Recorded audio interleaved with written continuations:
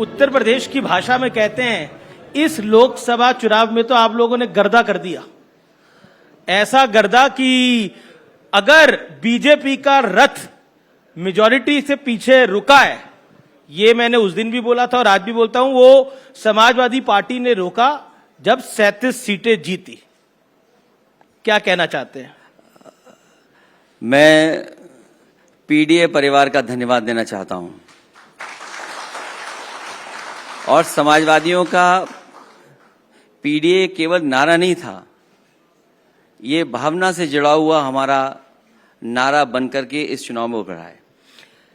आपने तो मुलायम सिंह जी का भी रिकॉर्ड तोड़ा, क्योंकि सबसे ज्यादा सीटें 37 सीटें समाजवादी पार्टी ने और उसके सहयोगी कांग्रेस ने जीती। 2004 में सपा ने 35 सीटें जीती थी, 26% वोट मिला था, और 2024 में रिकॉर्ड 33% वोट मिला है।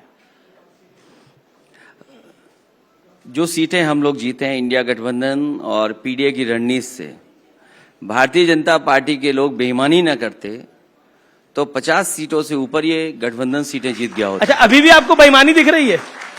कई लोकसभा की सीटें ऐसी हैं, और जिस तरह से प्रशासन ने व्यवहार किया था, प्रशासन अगर निष्पक्ष रहता और जितनी भी शिकायतें समाजवादी पार्टी ने की थी उस पर इलेक्शन कमीशन एक्शन करता, तो आज 50 सीटें इंडिया गठबंधन की होती और 50 से ऊपर भी हो सकती थी। लेकिन 37 सीटें बाद के जीतने के बाद भी आपको लगता है कि प्रशासन उन्हीं की तरफ था? प्रशासन को ये नहीं पता था कि इंडिया गठबंधन और ये हम लोग मिलकर के इतनी सीटें जीत रहे हैं। जब उनको लगा तो जो व्यवहार उनका हो सकता है वो व्यवहार उन्होंने किया। और कोई मैं पहली बार नहीं ये बात बोल रहा हूं, रामपुर का चुनाव, बदायूं का चुनाव, मेरे खुद का कन्नौज का चुनाव, मैंने अपनी आंखों से देखा कि किस तरीके से भारतीय जनता पार्टी के लोग बूथ पर जा करके समाजवादी पार्टी के कार्यकर्ताओं को परेशान कर रहे थे और पूरा प्रशासन उनके साथ था। अच्छा, 36 सीटें एक तरफ, अयोध्या की सीट एक तरफ। अयोध्या की सीट आप लोग जीत गए और उसको आप और राहुल जी अपने बिल्कुल बगल में भी बिठाते हैं। क्या आप उस पर कहना चाहते हैं? और राम जी ने आपको आशीर्वाद तो दिया अयोध्या में, दर्शन के लिए कब जाएंगे? देखिए, अयोध्या फैजाबाद की सीट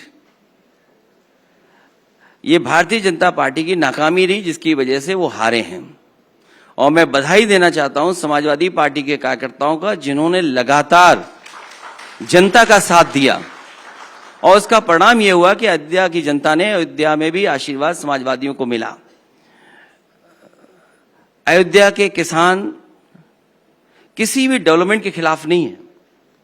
अयोध्या में जो विकास हो रहा है उसके किसी खिलाफ नहीं है। और आप कल्पना करिए कि अयोध्या जैसी पावन धरती पर अगर जमीन को लेकर के भ्रष्टाचार हो रहा होगा, तो सोचिए उत्तर प्रदेश में और जिलों में क्या हो रहा होगा। समय समय पर बताया गया कि किसान को मार्केट वैल्यू का उनका मुआवजा मिलना चाहिए, सरकार ने मुआवजा नहीं दिया। जो व्यापारी जिनकी दुकान सदियों से वहां पर थी, बाजार, उनकी दुकानें तोड़ दी गई बुलडोजर से, उनको क्यों नहीं मार्केट वैल्यू से उनको मुआवजा मिला? या अन्य लोग जो रह रहे थे। अब आप देखिए, हद तो यहां हो गई, जब से भारतीय जनता पार्टी अयोध्या हारी है, जो रेलवे की लाइन बन रही है उसका भी अलाइनमेंट चेंज कर दिया। पहले अलाइनमेंट ऐसी जगह से जा रहा था जहां पर बहुत ज्यादा किसी का नुकसान नहीं हो रहा था, लेकिन जैसे ही वो चुनाव हारे हैं, दिल्ली से उन्होंने अलाइनमेंट बदलवा दिया और कहा वहां से लेकर के चलिए जहां पर आम जनता रह रही है। तो सोचिए, ये अब रेलवे लाइन तो जहां से जानी थी वहीं से जाएगी। नहीं, शिकायत इस बात की नहीं है जी, शिकायत ये कि जहां से पहले अलाइनमेंट था, आपने अलाइनमेंट क्यों बदला? अच्छा, आपने ये सवाल का जवाब नहीं दिया, राम जी के दर्शन के लिए कब जा रहे हैं?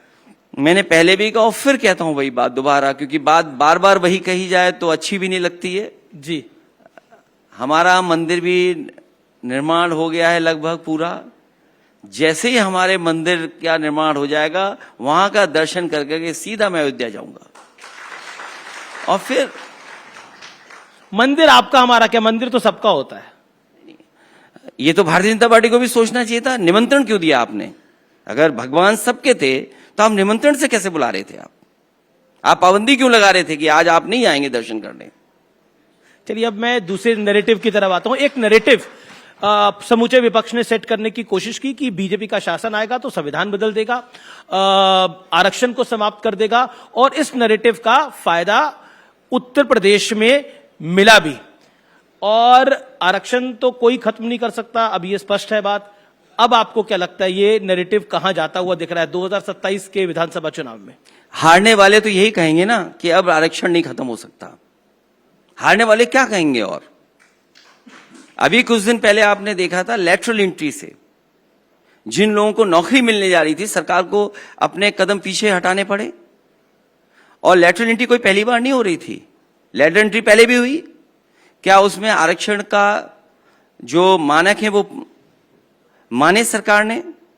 और कई ऐसे डिपार्टमेंट हैं जिसमें हजारों लोगों की लैटरल एंट्री हुई है। एग्रीकल्चर डिपार्टमेंट अगर हम देख लें केवल एक, उसमें न जाने कितने लैटरल एंट्री से एक्सपर्ट्स आए।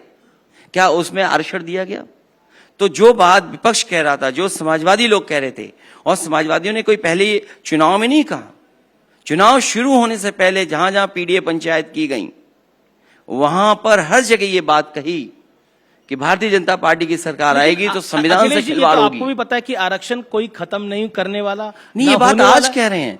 मैं ये जानना चाहता हूं, जो वाइस चांसलर पूरा उत्तर प्रदेश जानता है कि जो वाइस चांसलर के अपॉइंटमेंट हैं, क्या उसमें पीडीए परिवार के लोग हैं? और फिर वाइस चांसलर ने जो जिन लोगों को अपॉइंट किया है, क्या उसमें पीडीए परिवार के लोग हैं? मेरा अगला सवाल है कि राहुल गांधी ने अमेरिका में आरक्षण पर एक बयान दिया जिसपे बवाल मच गया। उन्होंने कहा कांग्रेस आरक्षण खत्म करने के बारे में तब सोचेगी जब सही समय होगा। तो अब बताइए, ये तो आप ही के सहयोगी हैं। देखिए, जो स्टेटमेंट कांग्रेस पार्टी के राहुल गांधी जी ने दिया, पहली लाइन गलत थी, बाकी सब ठीक था। तो आप ही तो पिक कर रहे हो, आपको पिक क्या करना है? अब देखिए, और आरक्षण की बात है, आरक्षण में लड़ाई बहुत लंबी रही है, इतिहास बहुत उसका लंबा रहा है कि कहां कहां लोगों को इसके लिए लड़ना पड़ा है, तब जाकर के अधिकार मिले। लेकिन देखिए, सिर्फ हमने सवाल नहीं उठाया या बीजेपी ने सवाल नहीं उठाया, मायावती ने भी बोला कि मुझे डर है कि अगर कांग्रेस सत्ता में आई तो आरक्षण को समाप्त कर देगी। मायावती जी का ने बोला। सच्चाई ये है कि आरक्षण के लेकर के समय समय पर देश में बहुत सारे संगठन, बहुत सारी पॉलिटिकल पार्टी, उन लोगों ने अपनी बात रखी और लड़ाई लड़ी गई है। और आरक्षण तब मिला है जब बहुत लड़ना पड़ा है लोगों को। जी, एक बहुत बड़ा विषय है जिसको लेकर बीते दिनों बहुत सियासत हुई। अपराधियों में, डकैतों में जाति ढूंढनी जा रही है। इस विषय पर आप क्या कहना चाहते हैं? मेरे पास आपका एक बयान भी है जो आपने सुल्तानपुर की डकैती के विषय में बोला, क्या कहना चाहते हैं आप? देखिए, ये सरकार भेदभाव कर रही है। कैसे भेदभाव? ऐसा है कि अगर सरकार ये स्वीकार करती है जी, सुल्तानपुर वाले मामले में कि मुख्य उसमें जो अपराधी है और उस पर मुकदमे ज्यादा हैं, वो सरेंडर कर लेता है। आप मंगेश को 2 तारीख को उठाते हैं और 5 तारीख को इनकाउंटर करते हैं। आपने मुख्य जो उसका सबसे करता धरता था, उसके खिलाफ कार्रवाई क्या की आपने? लेकिन योगी जी ने बोला कि अगर वो डकैत वहां पर लोगों को मार देते, उसके बाद क्या करा जाता? उन्होंने आपसे सवाल पूछा। ये योगी जी ने क्या सवाल किया है वो अपने एसटीएफ के बारे में जान लें। एसटीएफ क्या है? लोग तो यहां तक चर्चा कर रहे हैं, जो सुनने को मिल रहा है कि वो एसटीएफ है, स्पेशल ठाकुर फोर्स। और अगर अगर आप मुझसे पूछ रहे हैं तो मैं आपसे जानना चाहूंगा, और आपको भी मुझे पता है, आपको जानकारी है कि एसटीएफ में इतने सदस्य जो हैं, मेंबर्स हैं उसके, जो उसमें तैनाती है, वो कौन लोग हैं? उत्तर प्रदेश की जितनी भी जांचें हैं, महत्वपूर्ण जांचें, वो एसटीएफ को गई। क्या किया एसटीएफ ने? और एसटीएफ में पहले दिन से कौन लोग बैठे हुए हैं?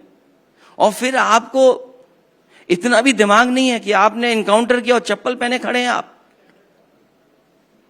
क्या दिखाना चाहते थे आप? आप क्या साबित करना चाहते थे? लेकिन लेकिन देखिए, सबका अपना नैरेटिव है। ओवैसी आए थे, उन्होंने बोला कि एनकाउंटर में मुसलमान मारे जा रहे हैं। आपका नैरेटिव अलग है, बीजेपी का नैरेटिव अलग है। नहीं, हमारा नैरेटिव ये है कि अगर कोई अपराधी है उसके लिए न्यायालय है। आप न्यायालय पे भी भरोसा नहीं रख रहे हैं। आप मैं एक आंकड़ा आपके सामने रखता हूं, क्योंकि आपने बोला कि जाति देखकर और एनकाउंटर होते हैं, तो मेरे पास एक आंकड़ा है। 2017 के बाद से करीब 207 अपराधी एनकाउंटर हुए हैं। करीब करीब 66 मुसलमान हैं, 20 ब्राह्मण, 18 ठाकुर और 16 यादव हैं। अब आप बताइए, अन्य में कितने हैं? क्या पूछा आपने? अन्य में भी लिखा होगा। मेरे पास जो आंकड़ा है मैं आपको बता रहा हूं। नहीं, तो आधा अधूरा आंकड़ा नहीं, मेरे मत पास पूरा दिखाइए। आंकड़ा है ये।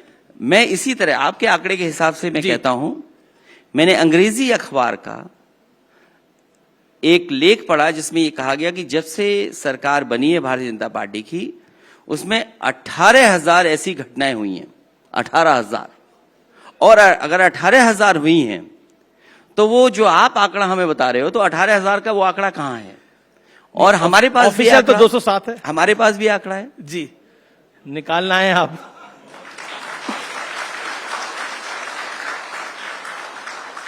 और बाकायदा हमने तो उसका ग्राफ भी बना दिया। जी, पहले तो मैं आपको ये बता दूं, इस आंकड़े के बाद दूसरा आंकड़ा बता दूंगा मैं। देश की जेलों में बंद विचाराधीन कैदी, जो सरकारी आंकड़ा है, वो ये बताता है कि कम से कम 84% लोग वही हैं, केवल पीड़ित परिवार के। और जो उत्तर प्रदेश का आंकड़ा है जिसकी आप बात कर रहे हैं, फेक इनकाउंटर में मारे गए अपराधियों के आंकड़े, आप गिनिए कि इसमें पीड़ित कितने कुल मिलाकर के, पिछड़े, दलित, मुसलमान भाई, आदिवासी कितने हैं? पर अखिलेश जी, एक सवाल, काउंटर सवाल, सवाल। वो आंकड़े आप बता दें मुझे। बिल्कुल, आंकड़े तो आपसे आंकड़े 60% वही लोग निकलेंगे। नहीं, पर अपराधी को पकड़ने से पहले उसकी जाति पूछनी चाहिए। आप क्या इस पक्ष में? आप पूर्व मुख्यमंत्री हैं उत्तर प्रदेश के। नहीं, मैं ये पूछना चाहता हूं, जो मुख्य अपराधी था, जिस पे मुख्य थे धाराएं थी, जितना बड़ा पेज आप हाथ में लिए हो उतनी उसकी धाराएं थी उसके ऊपर, उसको आपने सरेंडर करा दिया।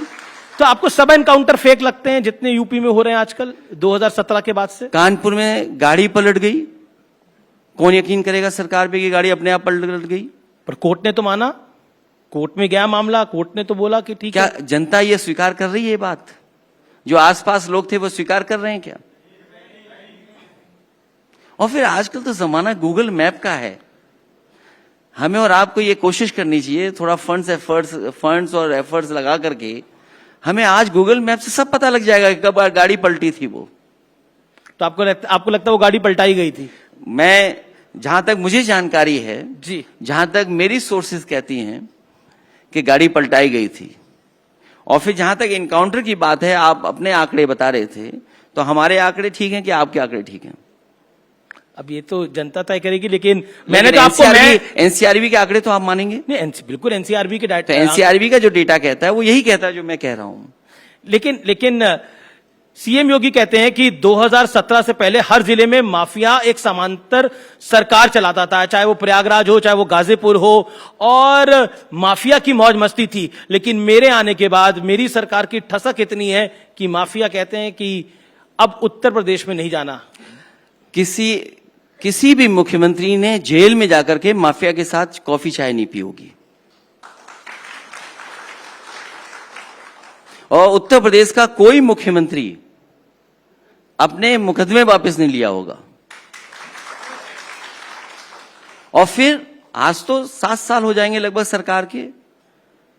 उत्तर प्रदेश को वो सूची जारी करनी चाहिए जिसमें टॉप 10 माफिया है प्रदेश के। क्या सरकार कभी भी टॉप 10 माफियाओं का सूची जारी करेगी?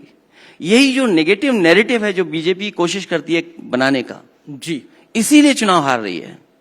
उत्तर प्रदेश का वोट पॉजिटिव पॉलिटिक्स पे पड़ा था, नेगेटिव नैरेटिव पे नहीं पड़ा था, इसलिए भारतीय जनता पार्टी हारी है। एक आपने बयान दिया जिसकी बड़ी चर्चा आजकल, माफिया और मठाधीश में कोई फर्क नहीं होता, जिसके बाद कई साधु संतों ने इसके विरोध में बयान दिया। इसको आप कैसे देखते हैं? आप तो बहुत वरिष्ठ पत्रकार हैं और हर शब्द का एक भाव होता है। अगर मैं ये कहूं कि आप पत्रकारों के सबसे बड़े मठाधीश हैं, तो आपको कैसा लगेगा?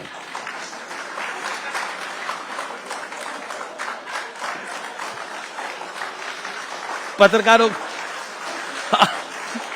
आप कह रहे हैं कि पत्रकारों के आप सबसे बड़े मठाधीश हैं। नहीं, आपको कैसा मुझे अच्छा लगेगा कि भाई आप मुझे ये बात बोल रहे हैं, आप मेरी तारीफ कर रहे हैं कि सब पत्रकारों को मुझसे सीखना चाहिए, लेकिन आपने तो माफिया और मठाधीश को मिला दिया ना। तो सवाल उस पे है।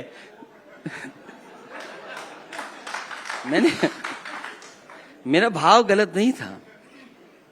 नहीं, मैं बिल्कुल आपके भाव को अच्छे से समझ रहा हूं। आपको कैसा लगा? मैंने तो बोला मुझे तो अच्छा लगा। मैंने तो बोला मुझे अच्छा लगा। अच्छा, अगर आप ये बात, मैं तो आपका भाव अच्छा ही मान के बोल रहा हूं, मुझे अच्छा लगा।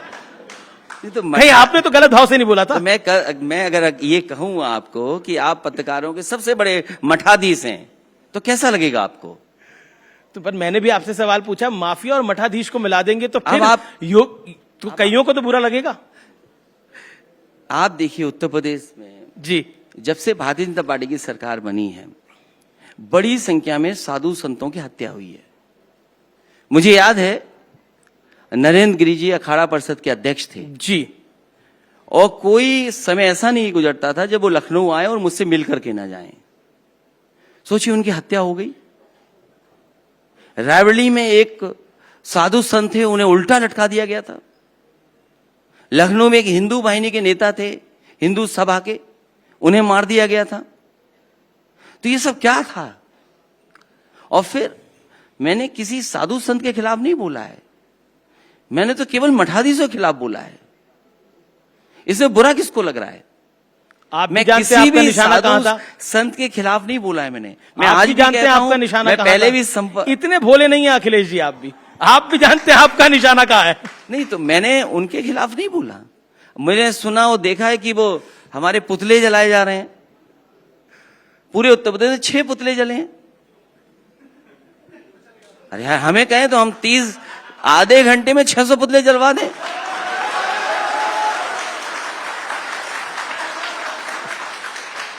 लेकिन चलिए, ये तो पुतलों की बात हुई, लेकिन अब मैं भेड़िए की बात करना चाहता हूं। यूपी में आजकल भेड़िए की काफी चर्चा है, देखिए, और जो भेड़िया है वो बड़ी दिक्कत भी कर रहे हैं। तो ये मुख्यमंत्री जी को सोचना चाहिए कि भेड़िए कैसे आ गए यूपी में। भेड़िए क्या कर रहे हैं यूपी में? नहीं, यूपी जाना जाए अच्छी चीजों के लिए, कोई पॉजिटिव नैरेटिव तो यूपी जाना चाहिए। एक्सप्रेस वे के लिए, यूपी मेट्रो के लिए जाना योगी जी से पूछा गया तो भेड़िए के लिए यूपी जाना जा रहा है। पर योगी जी से पूछा गया, उन्होंने बोला कुछ आदमखोर भेड़िए प्रदेश के अंदर उत्पात मचा रहे हैं। ऐसी स्थिति 2017 के पहले प्रदेश की थी। ये लोग उस समय कितनी तबाही मचाते थे। इनके एरिया बटे हुए थे। वसूली कहीं चाचा कर रहा था, कहीं भतीजा कर रहा था। महाभारत के सारे रिश्ते थे, ये योगी जी ने कहा। देखिए, पहले ये मान लीजिए वो योगी नहीं है। वो योगी नहीं है। जो हमारे शास्त्र कहते हैं, हमें जो जितनी कुछ हमें जानकारी मिलती है, जिस व्यक्ति को क्रोध नहीं आए वही योगी है। जिस व्यक्ति को क्रोध नहीं आए वो योगी है। और एक योगी से ऐसी भाषा की उम्मीद नहीं कर सकते। अगर ये बातें योगी जी की हैं, तो योगी जी खुद बताएं कि आदमखोर भेड़िया क्या कर रहा है। पर आप कह रहे हैं वो योगी नहीं है, वो गोरखनाथ पीठ के महंत हैं, तो योगी आदित्यनाथ हैं। जो योगी होता है वो त्याग करता है।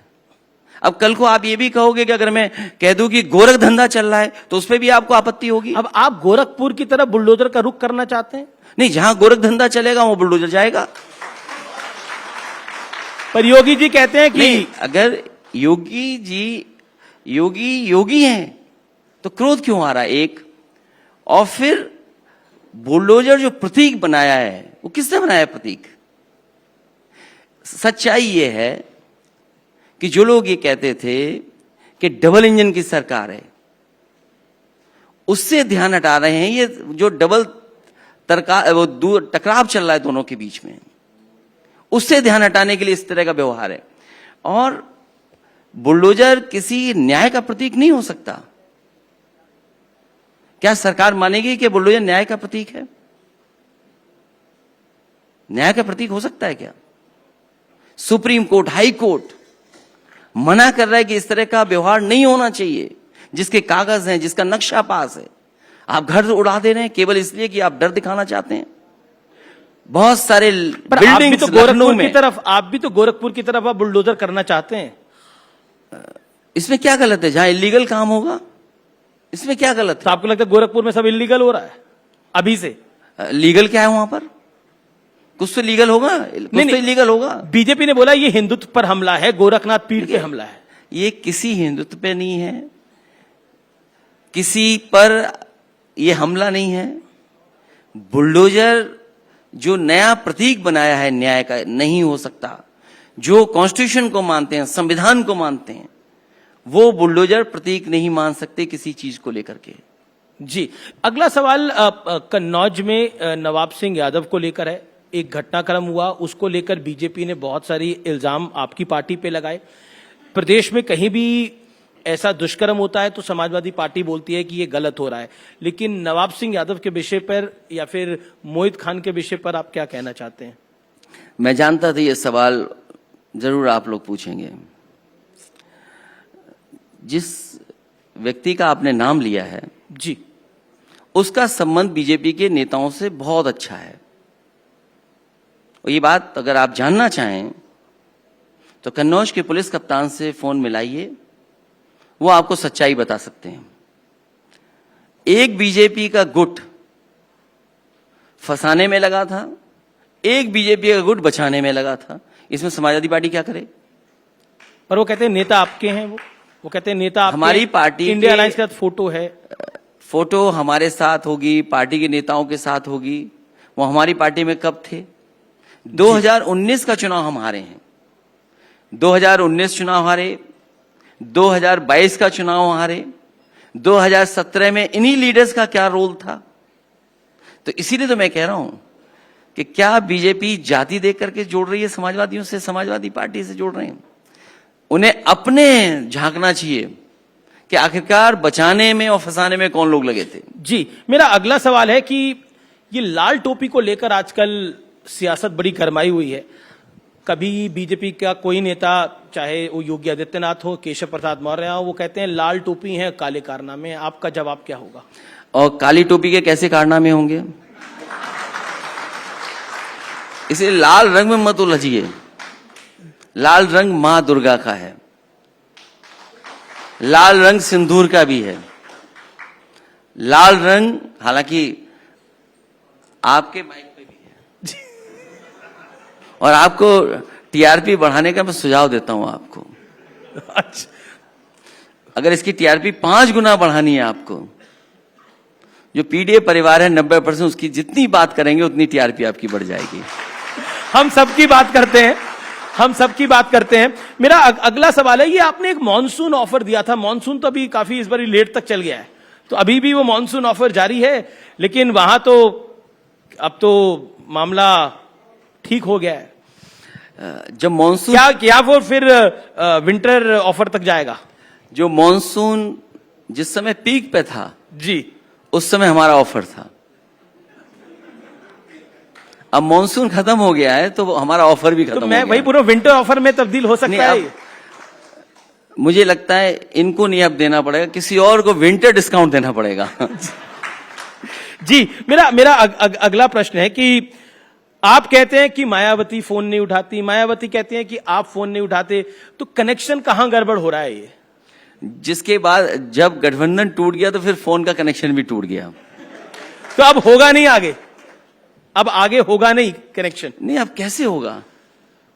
लेकिन इंडिया अलायंस को लेकर आप क्या भविष्य देखते हैं? हरियाणा में आपने सीटें मांगी थी, सीटें आपको नहीं मिली हैं, कैसे देखते हैं आप इसको? देखिए, हरियाणा में समाजवादी पार्टी का संगठन बहुत अच्छा नहीं है, लेकिन समाजवादी पार्टी के पास फेसेस बहुत अच्छे थे जो समाजवादी पार्टी के चुनाव चिन्ह पर लड़ना भी चाहते थे या समाजवादी पार्टी के सहयोग से लड़ना चाहते थे। समाजवादी पार्टी की कोशिश थी कि कांग्रेस के साथ अलायंस में जाएं, लेकिन क्योंकि हमारा ये मानना है सीट से ज्यादा जीत महत्वपूर्ण है, सीट से ज्यादा हमारी जीत महत्वपूर्ण है। इसलिए हरियाणा से हमारी पार्टी ने ये तय किया है कि हम गठबंधन, इंडिया गठबंधन के साथ हैं। जी, और मेरा अगला सवाल है कि ये सैम पित्रोदा हैं, उन्होंने बोला अब राहुल गांधी पप्पू नहीं है, उनके पास विजन है, वो पढ़े लिखे हैं। और क्या आपको भी लगता है कि राहुल गांधी की छवि अब तेजी से बदल रही है अकॉर्डिंग टू सैम पित्रोदा?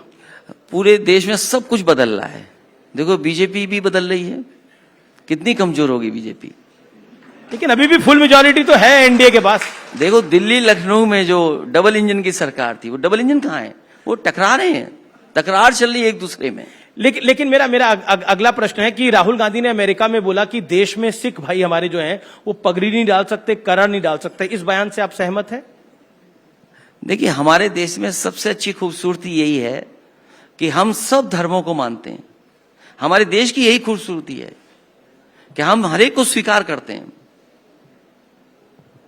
लेकिन आज एक मंत्री हैं, उन्होंने बोला कि राहुल गांधी नंबर 1 के आतंकवादी हैं, टेररिस्ट हैं। बिट्टू हैं बीजेपी सरकार में मंत्री।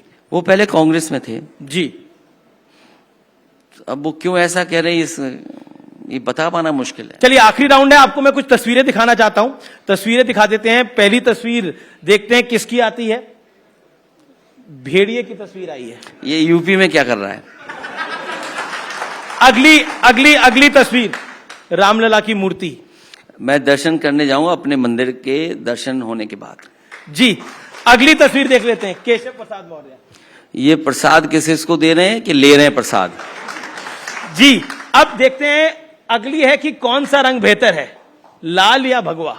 देखिए लाल ही रंग बेहतर है, क्योंकि जितनी भी लाइटें हैं रेड लाइट में हैं, इसलिए डेंजर कोई दिखाता है, प्यार कोई दिखाता तो यही रंग है लाल। जी, ये प्यार का रंग है। अगली देख लेते हैं। किससे गठबंधन करेंगे, मायावती जी से या चंद्रशेखर रावण जी से?